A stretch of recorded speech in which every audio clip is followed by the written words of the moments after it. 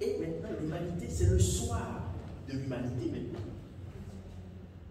Alléluia. Je parle prophétiquement. Ceux qui ont des yeux spirituels, qui ont une conscience spirituelle très poussée, vont comprendre rapidement ce matin. Quand je parle du soir. Alléluia. Oui. Voilà pourquoi c'est le moment où il faut offrir à Dieu ce que Dieu avait demandé au peuple d'Israël, l'offrande du soir. Il faut comprendre cette offrande que Dieu avait demandée pour pouvoir maintenant entrer dans cette offrande prophétiquement. Alléluia.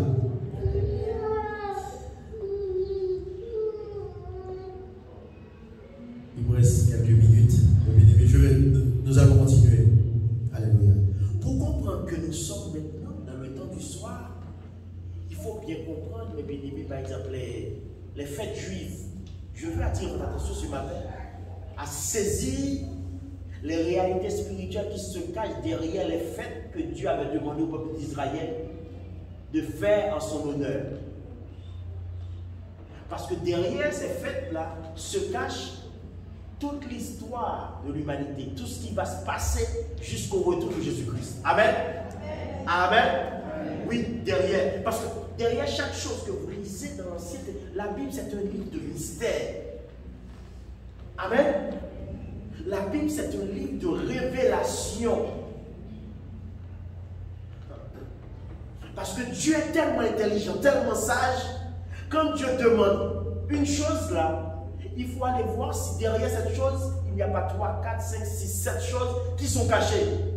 Est-ce que nous sommes ensemble? Parce que notre Dieu, ce n'est pas un petit Dieu. C'est un Dieu extraordinaire. Amen. C'est le Dieu qui a permis à Moïse de grandir dans la maison même de Pharaon, alors que c'est lui c'est le combattant de Pharaon que Pharaon a nourri. Alléluia.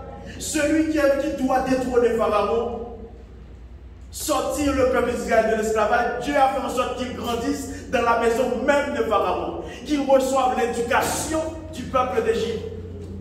Mes bien-aimés, alléluia. Notre Dieu, c'est un Dieu tellement sage, tellement extraordinaire. Alléluia, mes bien-aimés. Nous devons comprendre la dimension de la sagesse de Dieu ce matin. Amen. C'est le Dieu qui a fait en sorte que les frères de Joseph le vendent à des marchands israélites, alors que Dieu avait déjà fait le plan de vie de Joseph en Égypte même. Mais Joseph n'est pas parti en Égypte de son propre gré.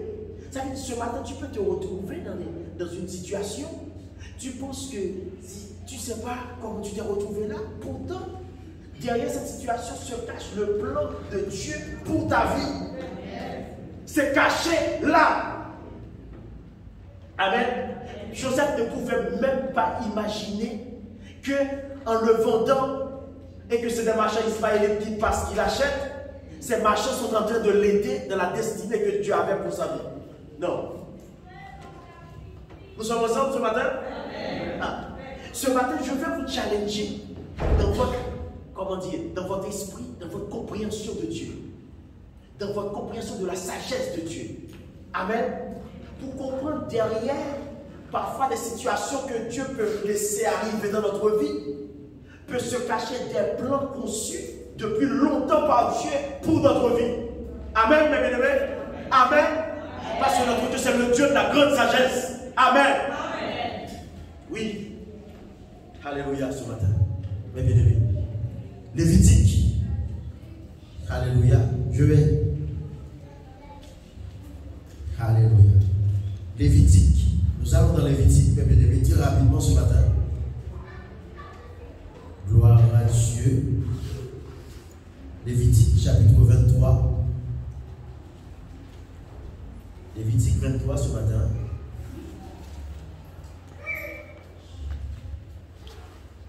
Verset 5. Dans Lévitique, si vous lisez bien Lévitique chapitre 23, vous allez voir qu'il y a 7 fêtes qui sont mentionnées dans Lévitique. Il y a 7 fêtes. Et ces 7 fêtes, prophétiquement, mes bien-aimés, sont les 7 étapes de la vie de l'humanité. Amen. Dans l'histoire spirituelle de l'humanité, il y a 7 étapes. Ces 7 étapes sont cachées dans les 7 fêtes juives.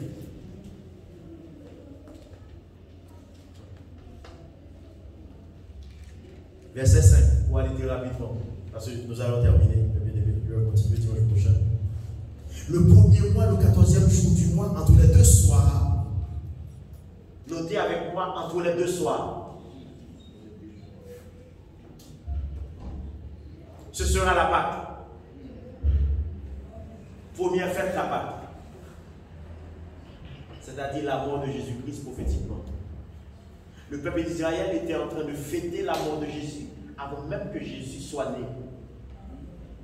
Prophétiquement, la Pâque, alléluia, c'était pour annoncer qu'il y aura un agneau qui viendra mourir pour l'humanité. Alléluia. Les Juifs ont fêté ça avant même nous. Est-ce que nous sommes ensemble ce matin? Nous sommes là? Alléluia. Gloire à Dieu. Avançons. Gloire à Dieu. Merci Seigneur. Alléluia. Gloire à Dieu. Ensuite, verset 8, vous offrirez à l'Éternel pendant 7 jours des sacrifices consumés par le feu. Le 7e jour, il y aura une cette provocation, vous ne ferez aucune ouvrage cette. Quand vous serez rentré, je vous donne. Attends, je cherche juste le verset là où il parle du pain sans levain. Oui, verset 6. Le 15e jour, ce sera la fête des pains sans levain. Ça, c'est Jésus, c'est l'ensevelissement de Jésus. Jésus qui va au tombeau. Amen. Qui est sous terre maintenant pendant 3 jours. Alléluia. Nous avançons. Ensuite, quand vous serez entrés dans le pays que je vous donne et que vous y ferez la moisson, vous apporterez au sacrificateur une chèvre prémisse de votre moisson.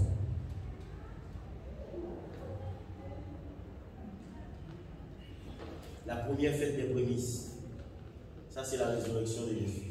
L'apôtre Paul le dit clairement dans 1 Corinthiens chapitre 15. Jésus, c'est le premier. Et c'est la prémisse, mes bien-aimés, que nous aussi nous serons ressuscités un jour. Alléluia. Alléluia. Alléluia, mes bien-aimés. Nous sommes dans les 7 fêtes juives. Je veux vous attirer votre attention pour comprendre ce qui est caché spirituellement.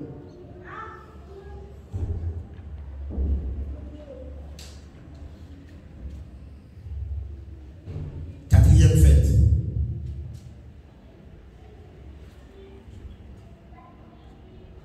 Verset 15. Lévitique 23, verset 15. Depuis le lendemain du sabbat, du jour où vous apporterez la gerbe pour être agitée de côté et d'autre, vous compterez 7 semaines entières. Et bien, à partir de la Pâque, il faut compter 7 semaines, c'est-à-dire 49 jours.